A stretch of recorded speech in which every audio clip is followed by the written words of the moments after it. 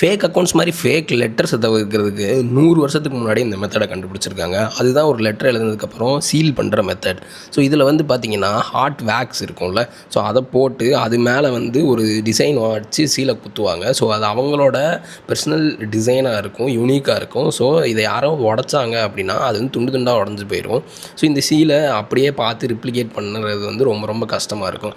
So that யாருனாலையும் வந்து இது வந்து அவங்கள மாதிரியே அனுப்புகிற மாதிரி ஃபேக் பண்ண முடியாது.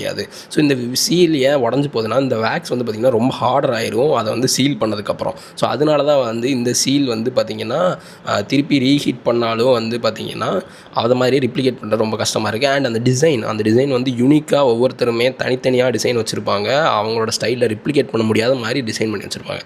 ஸோ தட் பார்த்திங்கன்னா இந்த மாதிரி ஃபேக் லெட்டர்ஸ் தன்னை மாதிரி எழுதி அனுப்புகிறத அப்புறம் 100 வருஷத்துக்கு முன்னாடியே வந்து இதெல்லாம் பண்ணியிருக்காங்க. ஸோ நல்லா இருக்குல்ல, சப்ஸ்கிரைப் பண்ணிக்கோங்க.